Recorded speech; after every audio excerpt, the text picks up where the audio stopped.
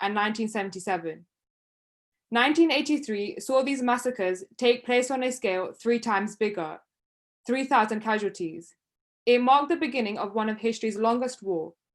The Sri Lankan Civil War took place for over 25 years. The root causes began during colonization and accelerated when the us, singular population, were given power at the end of colonization.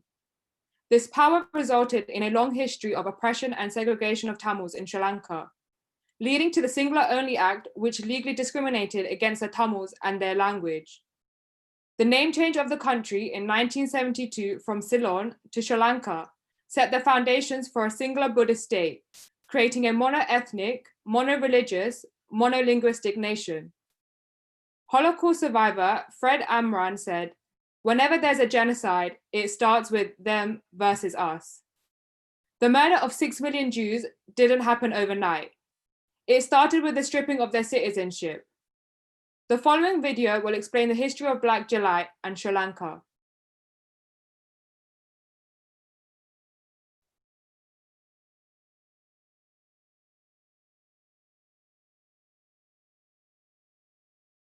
A video will be playing shortly.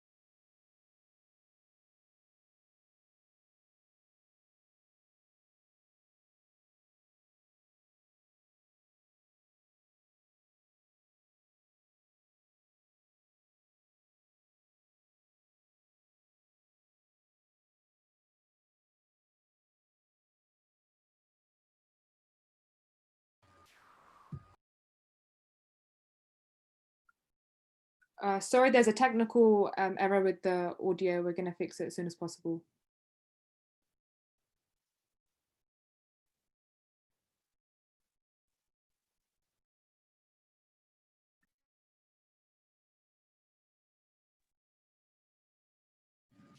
Burgers and Malayalis. Sorry, there's a technical error with the audio. We're going to fix it as soon as possible.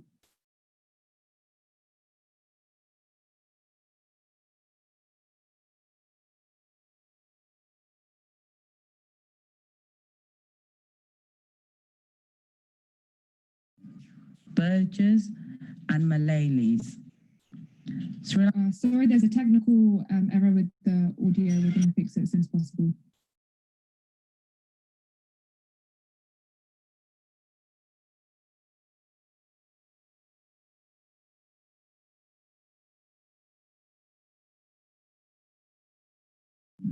Burgers and Malayalis. Sorry, there's a technical error with the audio. We're going to fix it as soon as possible.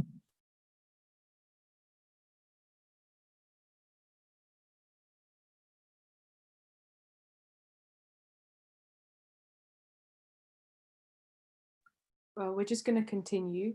So our first panelist is Durika Vaidamuthu. She is a member of British Tamils Forum and part of the youth team. She has been extensively researching and gathering evidences proving the intent of genocide against Tamils in Sri Lanka. Durika is an international business student at the University of Hertfordshire and will be completing a year abroad. Durika.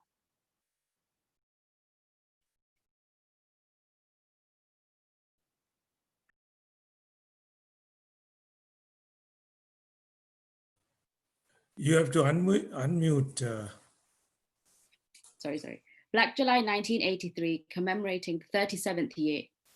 Tamils killed and maimed, singular mobs in action, backed by the government with no consequences. 37 years ago, by early July, the president of Sri Lanka, Mr. Junius Richard Jayawardene, said the following in an interview with Daily Telegraph. "I'm not worried about the opinion of the Jaffna people. Now we cannot think of them, not about their lives or their opinion about us. The more you put pressure in the north, the happier the Sinhala people will be here. Really, if I starve the Tamils out, the Sinhala people will be happy." After that, the Sri Lankan government had increased the presence of its troops in the Tamil suburbs in Colombo and in the northern province and started offensive patrols, thus intimidating Tamil people.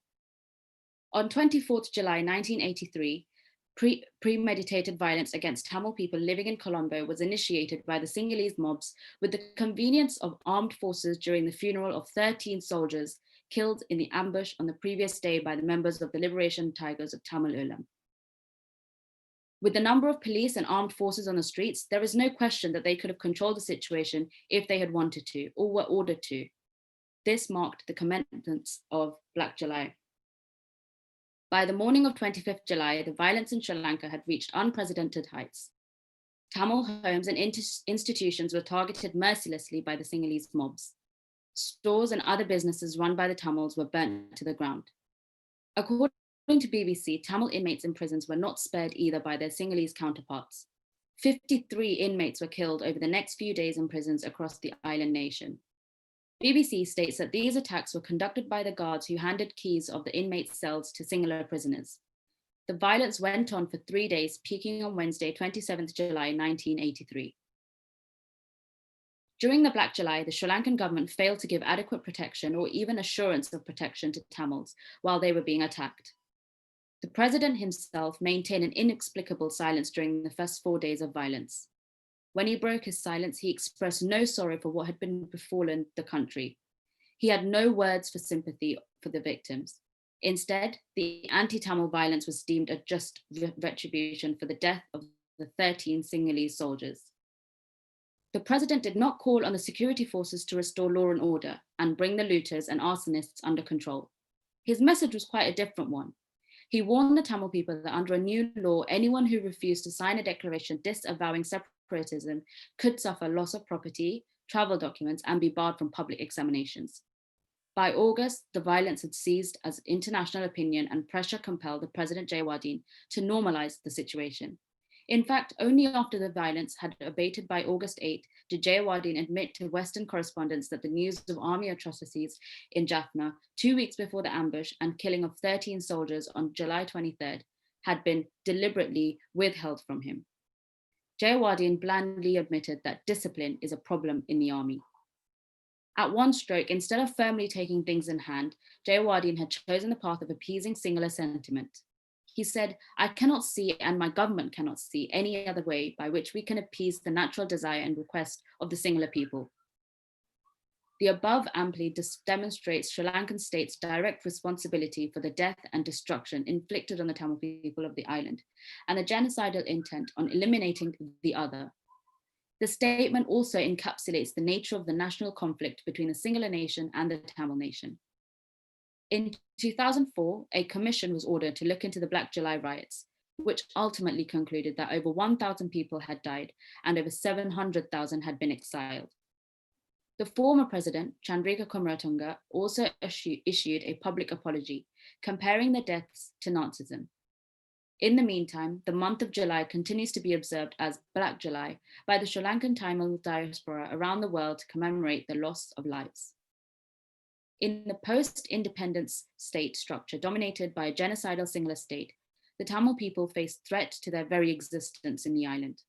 They have been clamoring for a political settlement that recognizes their right to preserve their identity and live in peace and security in their own homeland in the north and east. Successive Sri Lankan regimes responded by unleashing violence against the Tamil people. Black July was one of these state terror campaigns unleashed against the Tamils. This led to the segregation and oppression of Tamils, which meant that for decades, there have been tensions between the Sinhala and Tamil nation. Tamil people have also been subjected to pogroms in 1958 and 1977, where more than 300 and 1,000 people were murdered. However, the Black July 1983, in which more than 3,000 were massacred, was the first pogrom against Tamils that received adequate international attention due to sufficient advancement in communication technologies at that time. Television images from Sri Lankan capital Colombo were beamed across the world as Tamil people were burnt alive on the streets, inside their vehicles, in their homes, and as their properties were set ablaze by Sinhalese mobs, while the Sri Lankan police and military watched over and at times helped and spurred on the mobs. Large number of Tamil people fled the island, ending up in countries across the world as refugees. The exodus created a Tamil diaspora, which continues with the hope of returning to their ancestral homeland. The intent of Sri Lankan government to marginalize Tamils. The island of Sri Lanka has a shared history of Tamils and Sinhalese from time immemorial. However, the proponents of Sinhala Buddhist nation ideology claim that the entire island belongs solely to Sinhala Theravada Buddhists. This entrenched notion, reinforced by the all-powerful fundamentalist Buddhist clergy, has resulted in non-Sinhala Buddhists in the island being treated as aliens. The Tamil people, who constitute the majority of the other in the eyes of the Sinhalese, have been subjected to genocidal acts where they have been murdered and maimed for being Tamils.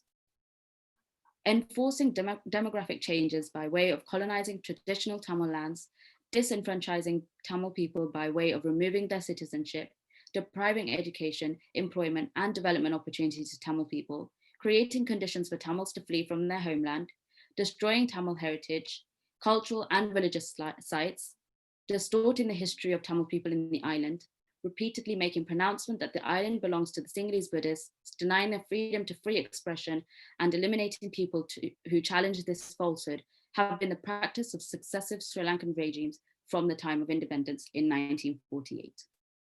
Prior to European colonization, Tamil and Sinhala people lived within their own independent governing structures in their respective regions. Ceylon, as Sri Lanka was known then, was made up of 3 kingdoms, 1 Tamil and 2 Sinhala kingdoms. The Tamil Jaffna region, the Tamil Jaffna kingdom in the north included the western and eastern coasts and the current north central region of Anuradhapura, while the Sinhalese Kandy kingdom and the Kota kingdom reigned over the central highlands and the southern lowland regions, respectively. There were vast regions of the island which did not fall within any kingdom. Tamil people have been living in the current northern and eastern provinces for over many millennials. Ever since the Tamil people were deprived of their independent sovereignty through an imperfect decolonization process when the British left the shores of the island, the Sri Lankan state has been using the numerical superiority in the merged entity to commit genocide against the Tamil people with absolute impunity under the cloak of democracy. Eliminating part or whole of a community which is considered an act of genocide has been committed against the Tamil people in the pogroms and at the end of the war in 2008/9. Nearly 5,000 were killed in repeated pogroms since 1948, and at the end of the war in 2009, nearly 150,000 were disappeared by the Sri Lankan state because they were Tamils. Many more were killed in other 157 documented massacres. Not a single person has been held accountable for these genocidal acts against the Tamil people. On the contrary, those who commit these acts of eliminating the other are protected and promoted by the Sri Lankan state. They are hailed as heroes and afforded high offices in government offices and foreign missions. No victim has ever been compensated for these acts, as the Sinhala state considers eliminating Tamils from the island as a legitimate act. Destroying archaeological evidence of Tamil people's historic presence in the island has been a practice since the Sinhalese were given control of the entire island by the last colonial rulers. Burning down the Jaffna Public Library in 1983, which was the repository of ancient Tamil Ola leaf manuscripts, was part of this genocidal agenda of the Sinhala-dominated state. As the German poet Heinrich Heine he had said, where one burns books, one will in the end burn people. In Nazi Germany, the time between the burning of Jewish books and the burning of Jews was 8 years, while in Sri Lanka, the time between the burning Tamil books, 1981, and burning Tamil people, 1983, was just 2 years. In fact, the burning of Tamil people between 1950 and 1977 preceded burning the Jaffna Library. Currently, and since independence, the government is moving at an alarming pace to eliminate all traces of the existence of the Tamil race in the island. The war against the Tamil people saw physical destruction of a substantial section of the Tamil people. Soon after the end of the war, while holding the war affected Tamil people captive in overcrowded camps, the Sri Lankan regime carried out a program of building Buddhist temples and structures in the north and east where none existed before. It prioritized disseminating the cultural landscape of the Tamil homeland and wiping out identities of Tamil people while the Tamil people's homes, businesses, and places of worship devastated by shelling remained in ruins. These are clear indicator of the Sri Lankan state's them versus us stance as seen in the other genocides across the world. In June 2020, Sri Lankan President Gotabaya Rajapaksa announced an all-Sinhala task force, which included Buddhist monks and the head of a far-right Sinhala media network to preserve the historical heritage of Sri Lanka in the island's eastern province. This is a ruse to destroy any remaining Tamil heritage sites in the region. Building Buddhist temples and other Buddhist structures by destroying and obliterating Tamil historical sites, building large Buddhist structures to make thousands of years old places of worship of Tamils become obscure are calculated actions by the Sri Lankan state. These actions clearly demonstrate the genocidal intent of the Sinhala state to eradicate Tamils' identity in their own homeland, turning Sri Lanka into a mono-ethnic, mono-religious, monolinguistic country has been and continues to be the agenda of the Sinhala state. The Tamil people's call to identify the genocidal nature of the Sri Lankan state is beginning to be heeded by many, albeit too slowly. The Sri Lankan regimes continue to disregard various UN resolutions with no consequences. The Sinhala hegemony in the island state, passed off as a democracy, will give legitimacy to the Sinhala state to continue committing genocide against the Tamil people behind a shield of state sovereignty and national security. The international community has a responsibility to act soon, before it is too late, to protect the Tamil people who are totally defenseless against a cunning and determined genocidal state. Thank you. Thank you, Thurika. I would like to welcome our panelist, Dr. Jess Giffins. She is a lecturer in international relations at the University of Manchester. Jess has worked at universities in the UK and Australia, where her research has specialized in global governance in relations to questions of peace and security. Jess studies decision-making practices within the United Nations Security Council. Jess and Professor Jason Ralph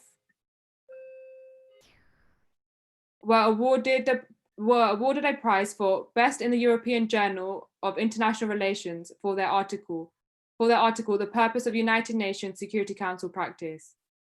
Jess has published research on the international response to crisis in Darfur, Libya, and Syria. Today, she will be talking about the 4 stages of genocide and focusing on Darfur. Thank you, Jess. Great. Thanks very much, Samala, for that introduction. And thanks to the British Tamil Forum for the invitation to speak today. By way of a more personal introduction, I was just going to note that my partner is Sinhalese and born in 1983. As an adult, she's chosen not to speak Sinhalese due to the way the Sinhalese language was weaponized during the Civil War.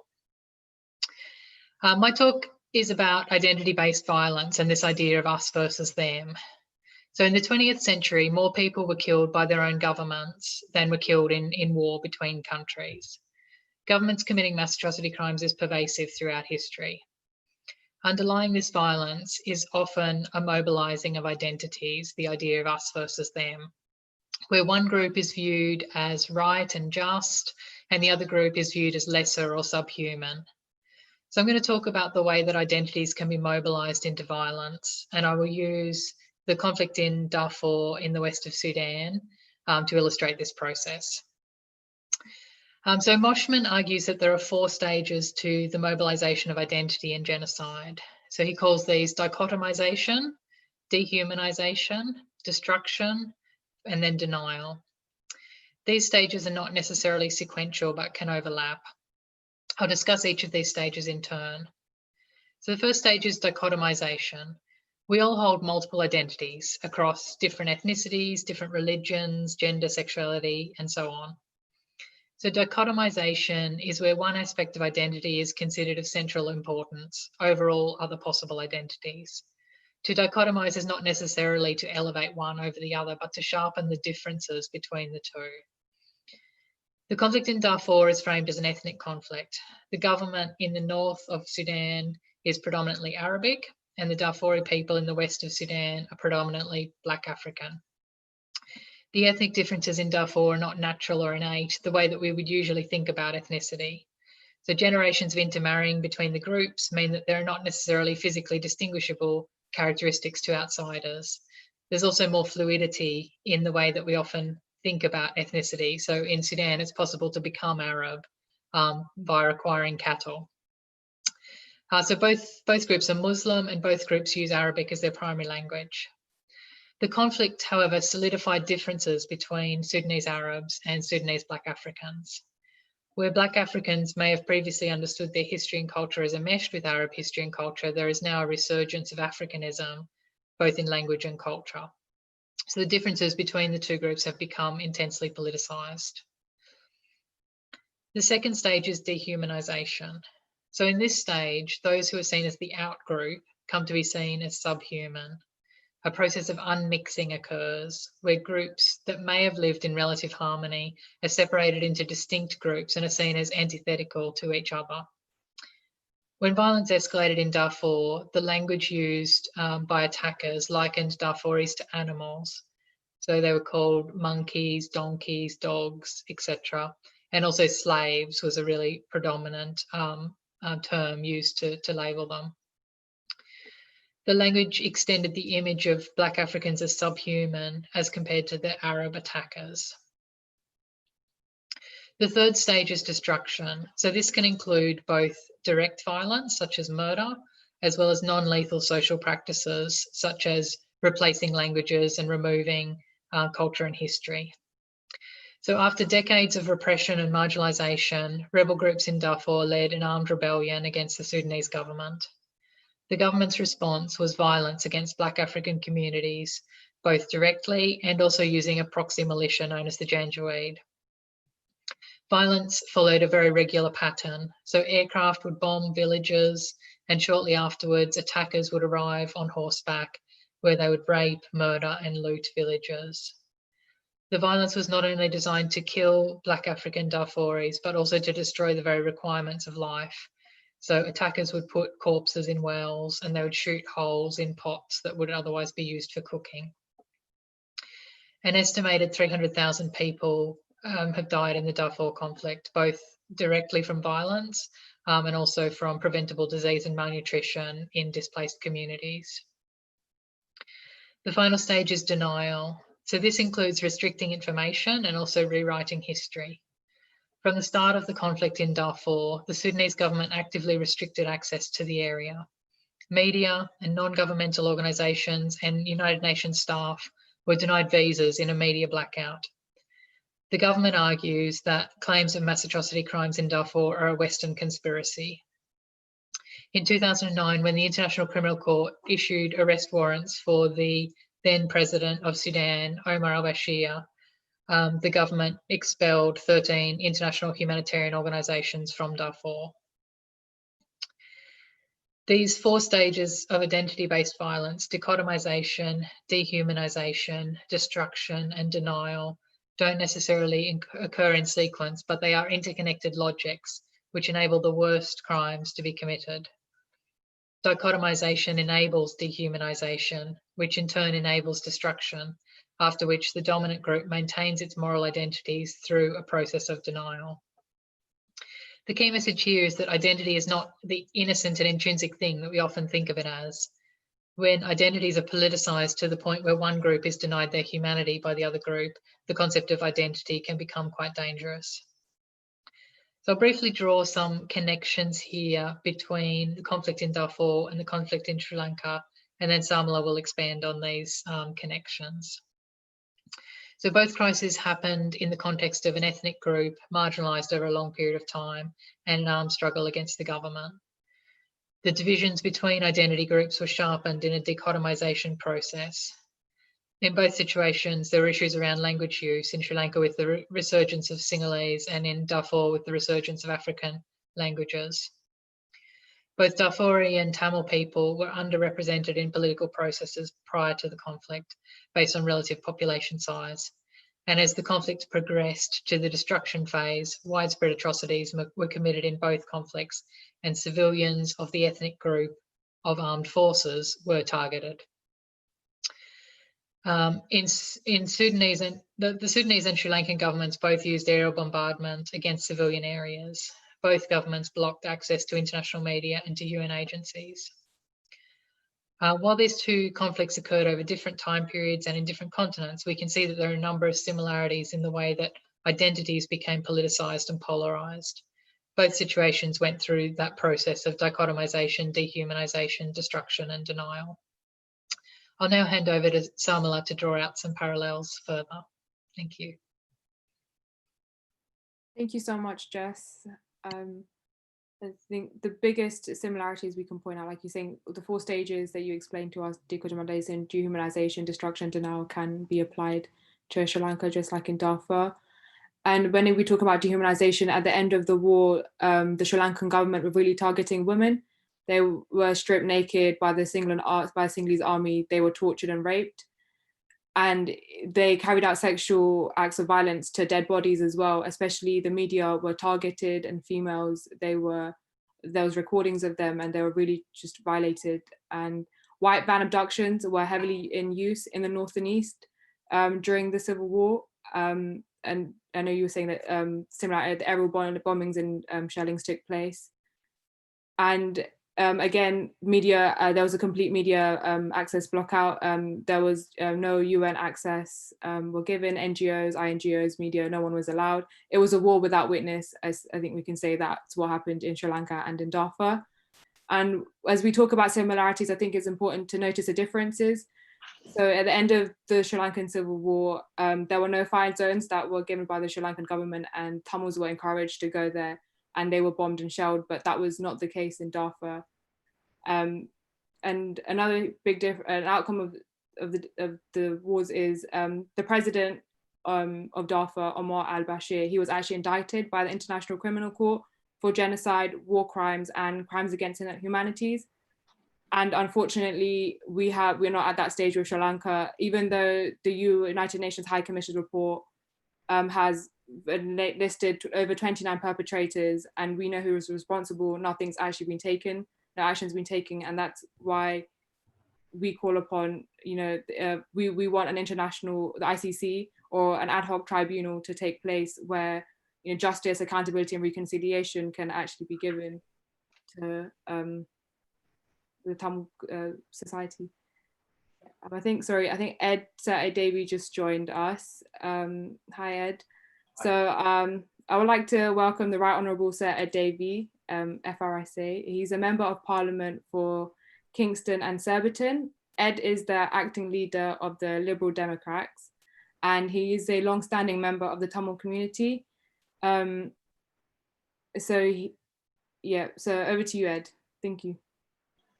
Well, thank you, and apologies that I'm only here briefly, but I wanted to say Vanakkam and to support the work that you're doing today on Black July, when we remember the anti-Tamil pogroms of 1983, when 3,000 people were killed in what was clearly a pre-planned event organized by the Sri Lankan state. And as we've seen over the years, the state-sponsored violence against Tamil people and the oppression of Tamil people is very deep-seated. It's why so many Tamils have come to our country seeking asylum. And as a member of Parliament who's fortunate to represent many Tamil people, when you talk to them, when you talk to your constituents who are Tamils, there's always a story of sadness, of actually distress, where so many people have lost friends or family and feel that they have literally been chased out of their country. When you see that as a constituency MP, and then you read in more detail about history that you previously had not been aware of, you know you have to do something. And the British Tamil Forum and the Tamil diaspora in the UK and beyond have played a critical role in raising awareness.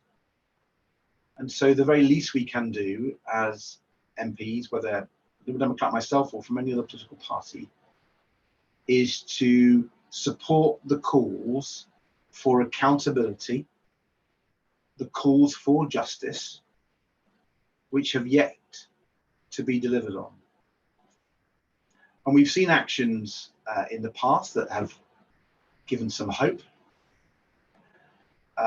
We've seen the call by the British government, by the Canadian government, by others, for that independent international inquiry into so many of the human rights abuses, into the allegations of genocide.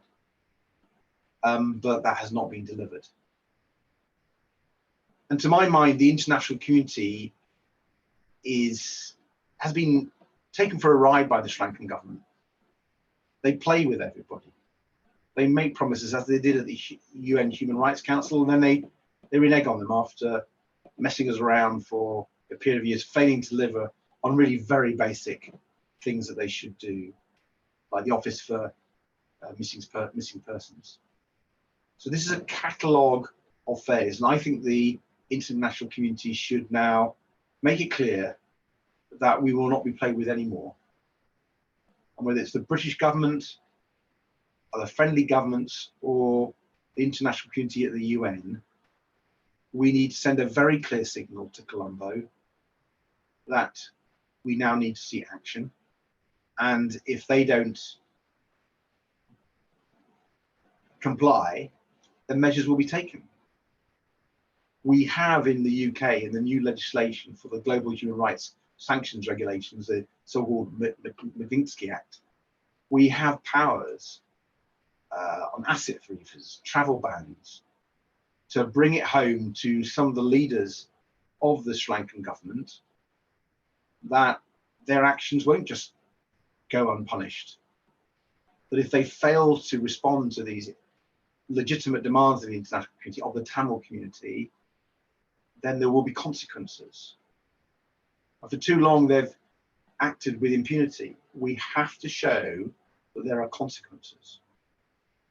When I was a trade minister, I prevented the Sri Lankan government getting the GSP Plus trade benefits. Regrettably, in 2015-16, after I left government, they were granted them. And we can't reward a country that has failed to abide by so many international conventions.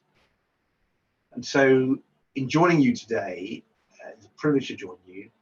I just want to give a message from myself as an individual politician, from the Liberal Democrats, and indeed I'm sure I speak for many, many people outside parties, that we will work with you for that search for accountability and justice. And we will look at new ways. And we will be impatient for progress.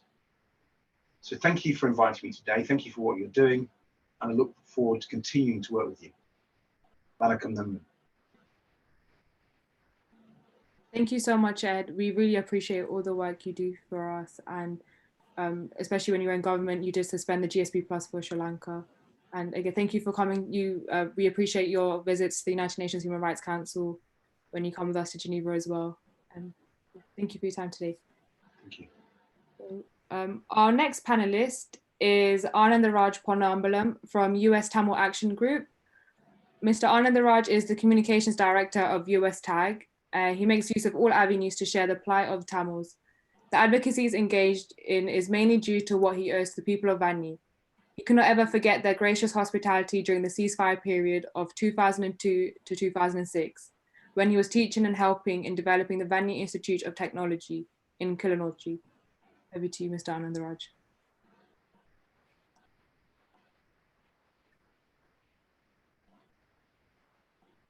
Thank you for your introduction, and also thank BTF for the opportunity you have given US TAG to be represented in your panel. Try to just talk a little bit about the destruction, the few instances that I can have experience of. Genocides are not simply one-time events, but a progression of well-planned and meticulously executed atrocities. Each instance of such atrocities consists of the four phases that we have now very aptly been described as dichotomization, humanization, dehumanization, destruction, and denial over periods of time, long periods of time. What is happening to the Tamils in Sri Lanka is a typical example. The terrible destruction brought upon the Tamils has uncanny similarity in its execution to the Nazi Holocaust of the Jews. Those are the other. The Rwandan genocide of the Hutu on the Tutsi being the other. And they were characterized as cockroaches. That's the dehumanization that takes place. The Buddhist genocide of the Rohingya Muslims, the other again, among similar atrocities, even going back to over 100 years of the Armenian genocide. As in these and other cases, the destruction in Black July 83 was meticulously planned at the highest levels of government. I'd like to touch upon a couple of methods used for the destruction in the case of the Tamils in many pogroms, but specifically in Black July 83. The key to the execution was the handing over of the census forms for every local residential area to gangs who were bussed from different areas, from remote areas by the authorities. The names on the forms gave away the identity of the Tamil residents and also specifically their addresses. Being from other areas, the gangs were total strangers, unrecognized, and they were unidentifiable and with no connection whatsoever to the people of the local area where they were sent to pillage, to burn, and to destroy. In addition to the census forms, the gangs were instructed on the most efficient way to burn houses. It was very simple. They piled up the furniture in the center of each room and set fire to the furniture so that the flames would simply shoot up to the wooden beams on the rafters of the rooms. The immediate result, the whole roof would cave in and in each room, and you'll have the bare walls standing. A very efficient method, which was very extensively deployed by the gangs.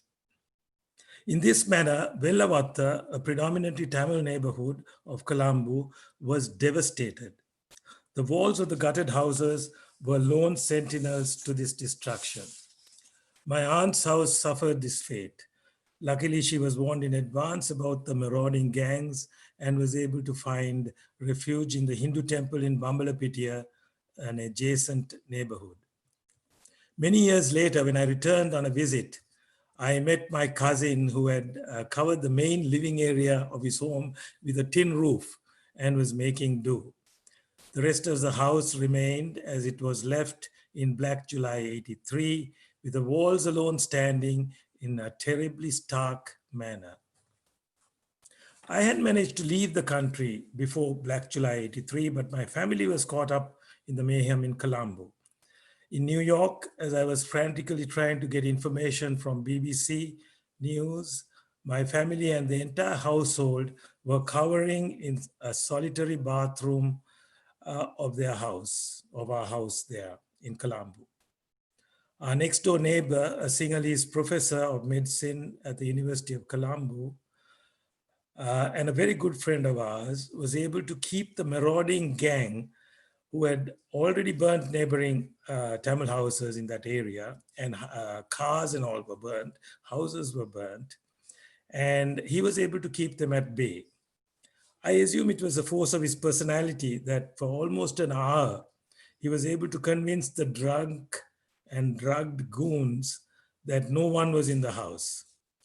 His being able to prevail was the only reason my family escaped. There is a sequel to this event, this happening. A couple of years later, I was called to meet the teacher of my older son's kindergarten class. She showed me some drawings which were troubling her and which she did not understand, as my son would not talk about it. I had only to glance at the drawings of the people huddled in rooms while fires were burning outside to know the traumatic source of his drawings. My son has never talked about this story, but of course, it must be etched in his memory to this day. So many people have all their terrible happenings etched in their memories, as we heard earlier in the half hour where our Tamil brothers and sisters gave their experiences. Thank you very much. Thank you, Mr. Anandaraj. So there is an urgent need for protective mechanisms for Tamils in Sri Lanka, specifically in the north and east. State-aided land grab has been going on since the end of colonization. In the east, there was 76% of population was Tamil in 1980, and now it has decreased to 39% because of genocidal acts. The state was able to reduce Tamil representation in politics. This is why there is an urgent need for protective mechanisms. There is an archaeology heritage task force put in place in the Eastern province, which has to be stopped. Traditional Tamil homeland and heritage is purposely being destroyed and replaced with Buddhism. Since 2009, 131 Buddhist viharas were built in the north and east on top of the ruins of Hindu temples and next to camps of Sinhalese Buddhist armed forces. Around 2,000 temples were destroyed during the war, with no exact figure given. Churches, mosques are also being replaced by Buddhist statues and Bodh trees being planted along the roads to emphasize the Buddhist identity. This is why it's really important for the United Nations Human Rights Council to bring in a new mechanism in March 2021. This year in March, Sri Lanka announced their withdrawal from the resolutions, and that's why once they've removed, there is no mechanism holding Sri Lanka accountable to its crimes it's committed. And despite it being 11 years since the end of the war, the identity and culture of Tamils is being wiped out currently and right now. So for Syria and Myanmar, the UNHRC has mechanisms called the International Impartial and Independent Mechanism, called IIM and IIM for Myanmar. Sri Lanka needs to have a similar mechanism put in place where it's a mechanism that is collecting, consolidating, and preserving evidences, which can then be used for criminal proceedings. So as we saw in Darfur, the ICC has already prosecuted the president of the country, but in Sri Lanka, we are yet to see any prosecutions take place. And in order for that to happen, we need evidence to prove that this is what happened to Tamil. And obviously, worldwide, there are so much evidence of witness testimonies in places.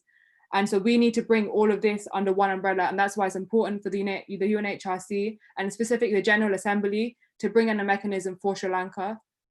And so once this mechanism has collected all of the evidence, it can be used in the ICC or the ICJ or an ad hoc tribunal where perpetrators can be prosecuted for war crimes, crimes against humanity, and genocide.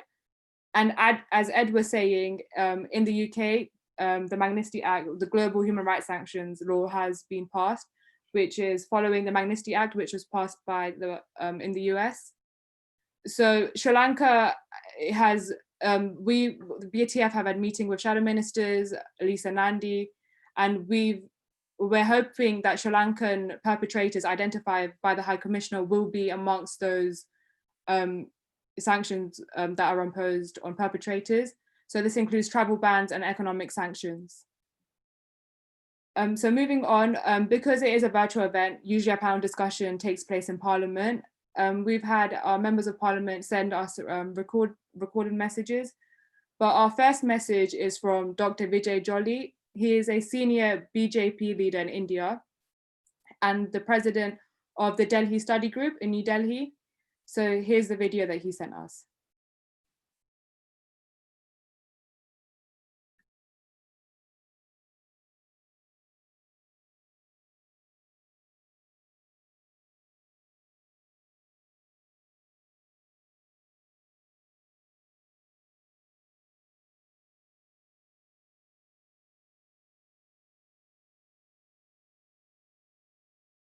Today marks the 37th Black July Day of 1983, when 3,000 innocent Tamil men and women, brothers and sisters, were massacred by mobs in Sri Lanka. More than 25,000 Tamils were injured. 150,000 were left homeless. Nearly 8,000 Tamil-owned businesses were looted, were burned down. In 1983, in the month of July, communal attacks in Sri Lanka. Human rights were violated. Tamil children were kidnapped, raped, and women were murdered. In broad daylight, innocent citizens in Sri Lanka were dragged, were pulled out and killed. The conflict initiated by the majority Sinhali mobs went unchecked by the local police, military, and the Sri Lankan state. No accused has been arrested or tried up till today. We ask why.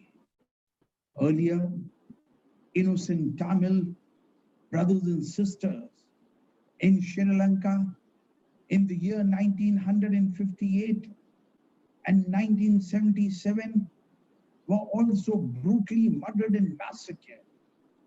But the Black July 1983, when 3,000 Tamil men and women were burnt alive by the Sinhali majority mobs, was shown on the international television screens world over, then the hearts and the souls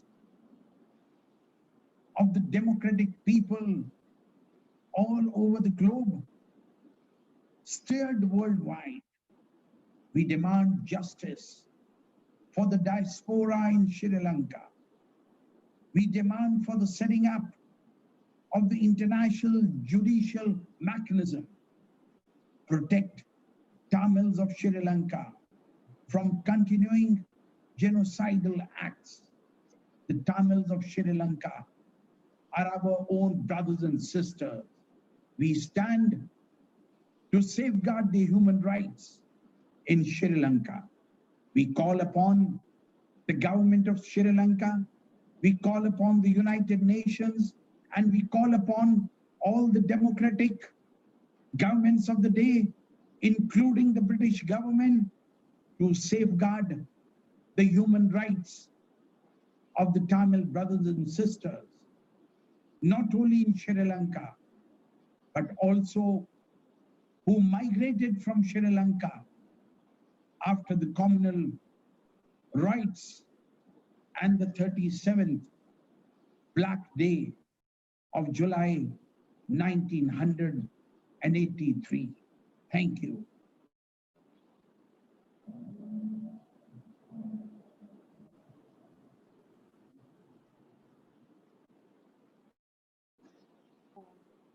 We welcome Dr. Vijay's powerful speech. Our next video is from MP Robert Halfon.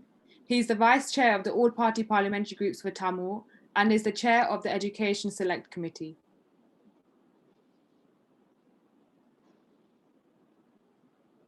MP Robert Halfon.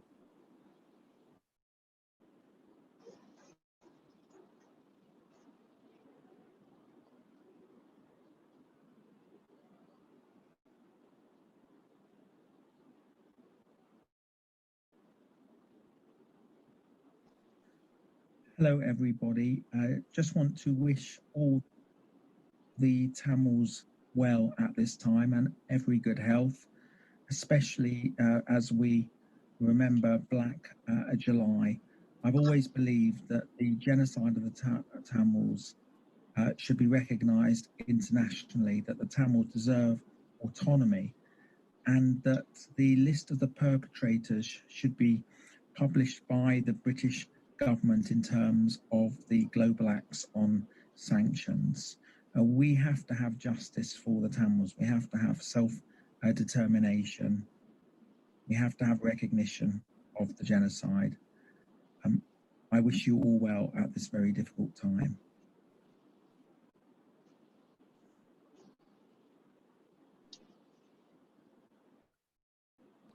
Our next message is from the Right Honourable Stephen Timms, MP.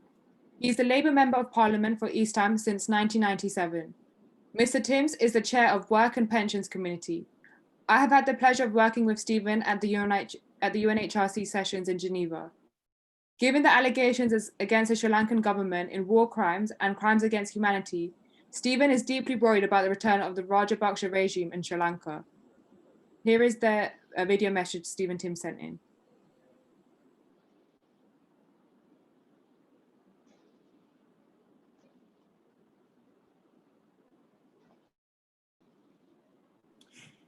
I'm very sorry I'm not able to join you at this commemoration this evening. I just want to express, first of all, my deepest sympathy to all those hurt and bereaved in the terrible events of Black July.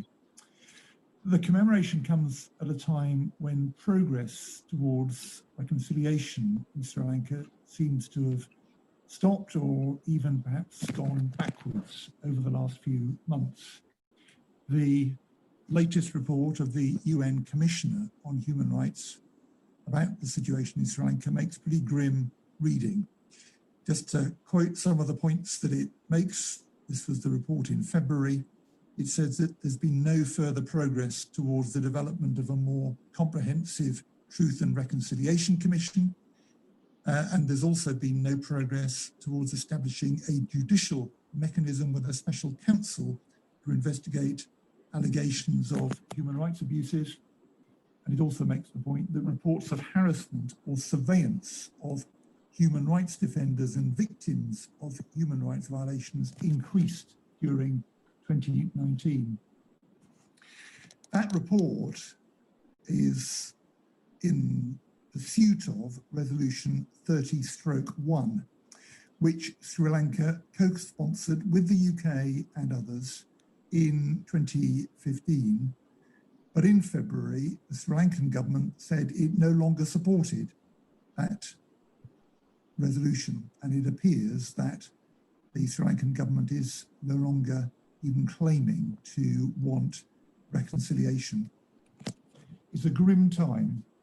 And what I want to do is to reaffirm my support for what I think now is the only plausible way forward, which is the establishment of an independent international investigation of what happened in Sri Lanka at the end of the civil war in 2009. I hope that's what the UK government will now press for. I want to extend my best wishes to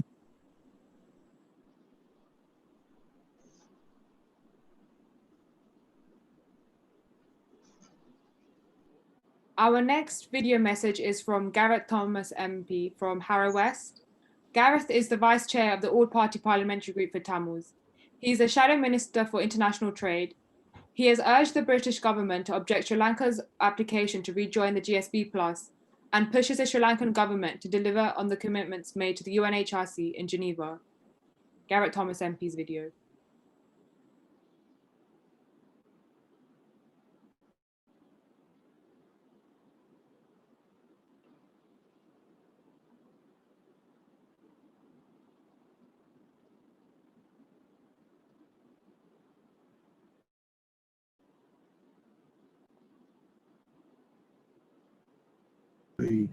Ushering in the pogroms against the Tamil people in the north and the east of Sri Lanka were a harbinger of what was to happen over the next 20 years leading up to the conflict in 2009.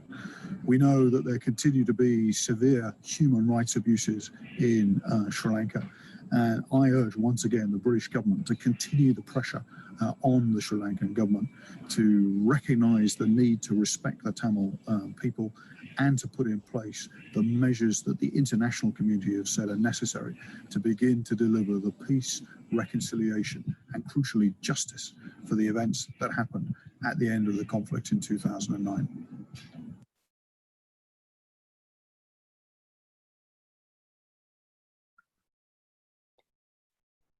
Our next video is from Gary Anandasinghe. He is currently a member of the Canadian Parliament for Scarborough Rouge Park. Mr. Gary Anandasinghe is a Tamil Canadian lawyer and a human rights activist. Mr. Gary's video.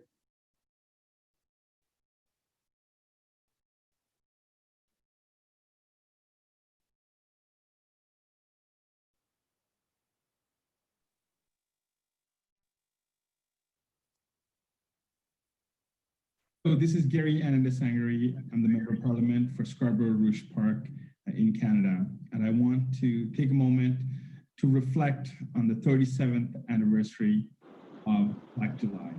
The fateful days in July of 1983, starting on the night of the 22nd, where armed Sinhalese mobs who had electoral list of Tamil homes went door to door and hurt and killed over 3,000 Tamils and displaced over 1 million people.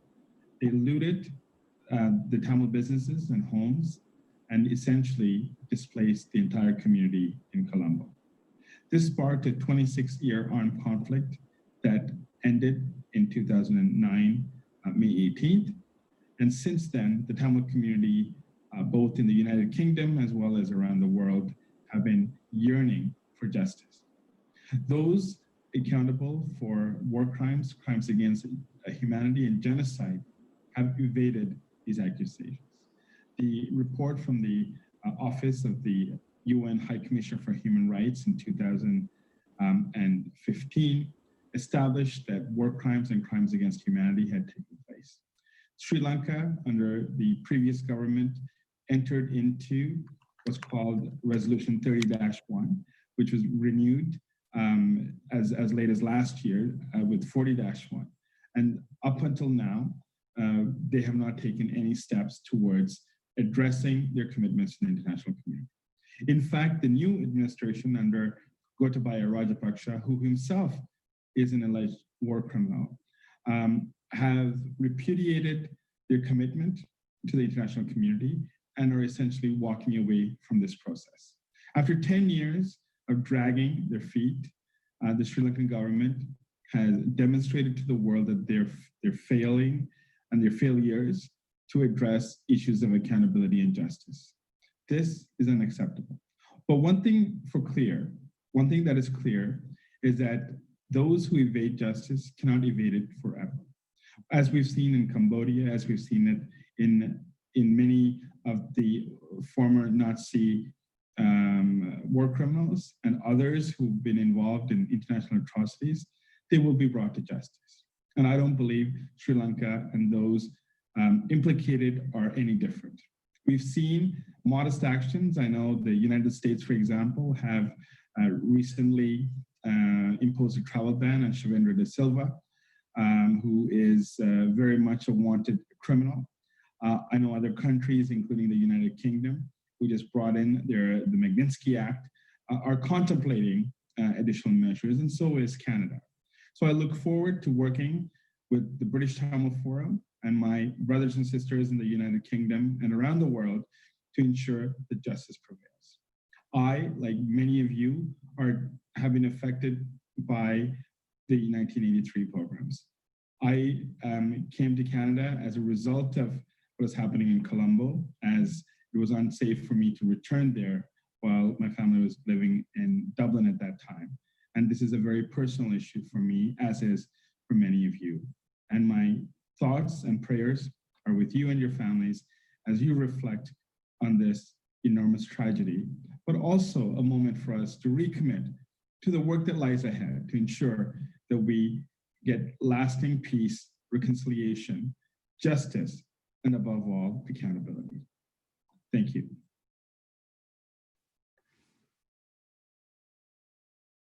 Thank you. I think Canada is a country we can all learn from, as it's actually declared January as the Tamil Heritage Month, and we can hope that other countries will maybe follow.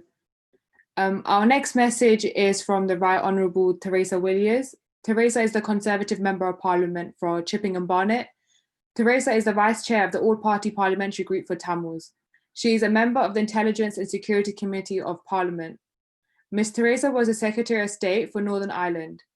On many occasions, she has been the voice of the UK Parliament to ensure there is justice and accountability in Sri Lanka. I have had the pleasure of working with Ms. Villiers when she visited the United Nations Human Rights Council in Geneva with the British Tamils Forum in the first week of March before the COVID-19 pandemic was declared. It shows her dedication and support to the Tamil community. Here is Ms. Teresa Villiers' video.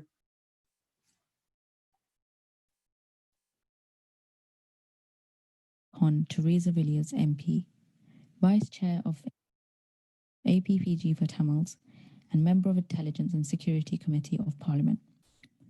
37 years ago, around 3,000 innocent Tamil men, women and children were massacred. This sad anniversary is an opportunity to remember the victims of what happened and reflect on what needs to be done to secure justice, reconciliation and stability in Sri Lanka. I thank the British Tamils Forum for their briefing on the terrible events of July 1983. At the hands of violent mobs, seemingly with the tacit support of the Sri Lankan state, more than 25,000 Tamils were injured, 150,000 left homeless, and 8,000 Tamil-owned businesses were looted and then burnt down. The Sri Lankan government failed to protect its citizens and failed to uphold the rule of law. No one has been held accountable for these horrific crimes. The borough of Barnet is one of the most ethnically diverse in Britain, and I am proud to have many Tamils as my constituents. I have been campaigning for justice for the Tamil people. We need to see those responsible for Black July and other crimes against Tamils brought before the courts and held to account for their actions. I welcome the introduction by the UK Conservative government of a new global human rights sanctions. This will enable targeted sanctions to be imposed against individuals responsible for war crimes and human rights abuses. I have called on the UK government to deploy these new measures against people identified by the UN as perpetrators of such crimes in Sri Lanka.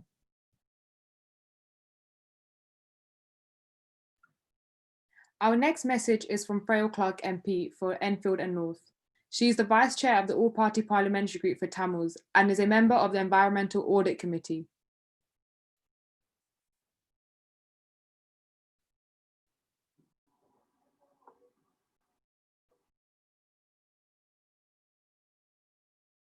Freya Clark MP.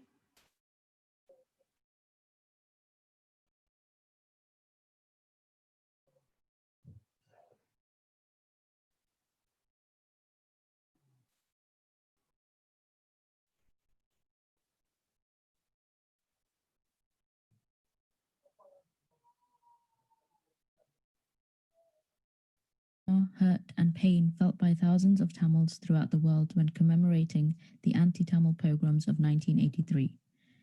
In the memory of those who were murdered and injured during the pogroms, we must work to build human rights and human dignity into all international relationships.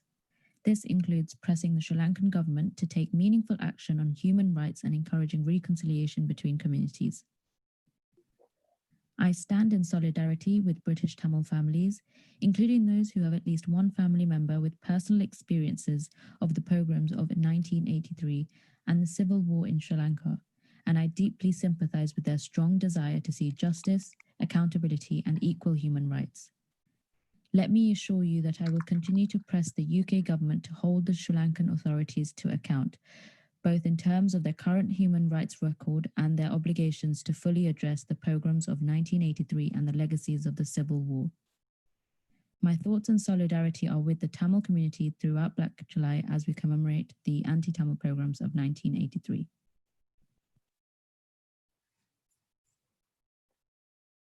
Our final message from a UK MP is Chris Grayling. He is a member of the Intelligence Community and Security Committee of Parliament. Chris Grayling, MP.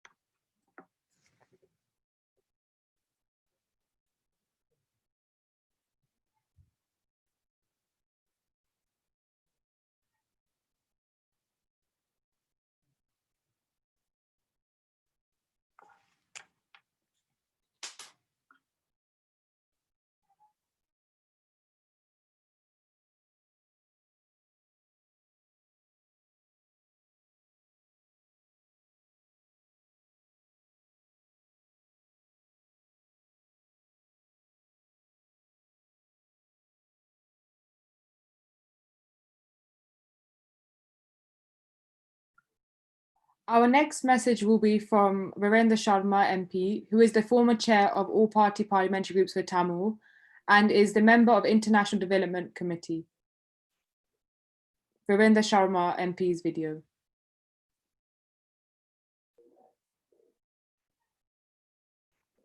Virendra Sharma, MP, former chair of All Party Parliamentary Group for Tamils and member of the International Development Committee.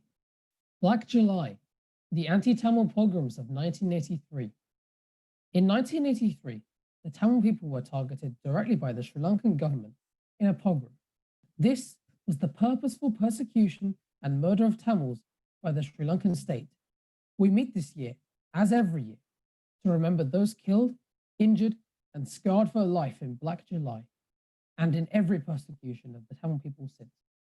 There is not yet justice for the thousands murdered, and there will not be until those responsible are held to account for their crimes.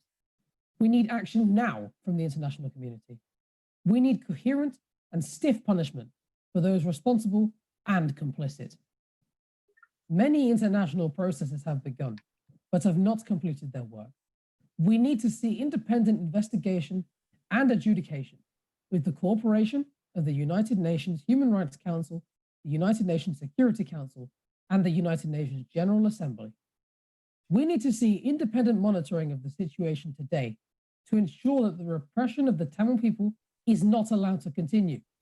We must see actions to hold to account the military officers and political officials that oversaw the targeting of Tamil civilians in contravention of all accepted international law.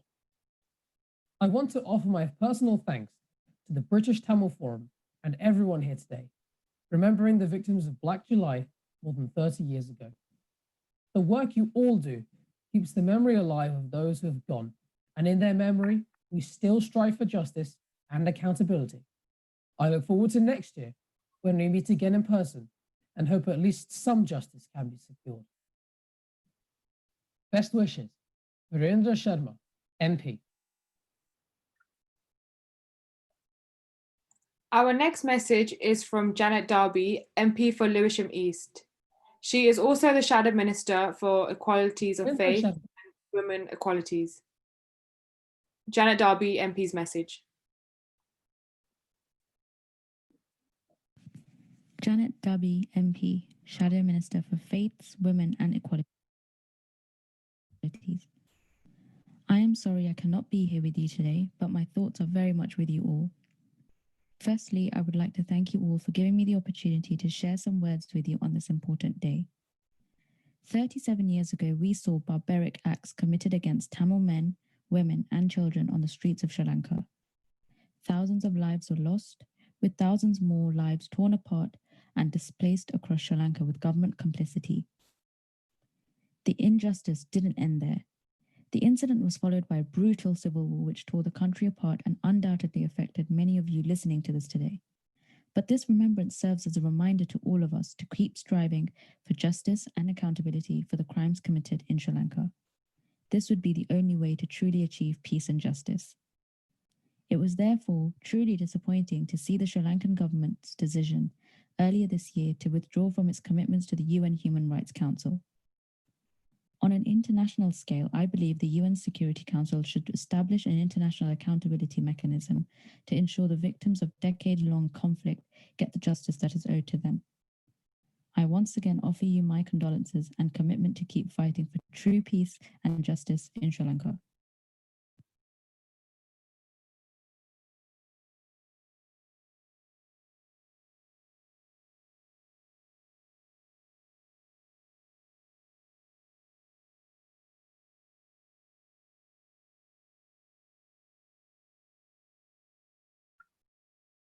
We had a message from Australian ex-Senator Hugh McDermott, but due to technical difficulties, we're not going to be able to play the video.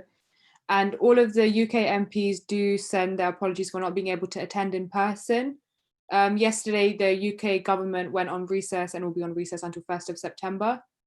But we thank you so much for your video messages and written messages that they sent in. However, we were unfortunately, due to time, we were not able to present all of the messages that were sent in to us by the MPs. However, it will be attached with BTF's press release, and it can also be found on BTF's social media platforms. I would like to thank everyone who took part in today's event, and to all the volunteers for making today possible. Your commitment and hard work is greatly appreciated. As we remember the lives lost during Black July, we hope there is justice, accountability, and reconciliation for Tamils in Sri Lanka. A future where impunity is ended in Sri Lanka and Sri Lankan perpetrators are prosecuted under international law. If you have any evidences you would like to submit to prove the genocide, please contact us and we can work forward. Thank you. Have a great evening, everyone. Thank you. Thank you. Thank you. Thank you. Thank you, girls. Thank you very much. Yeah, thank you. Thank you. For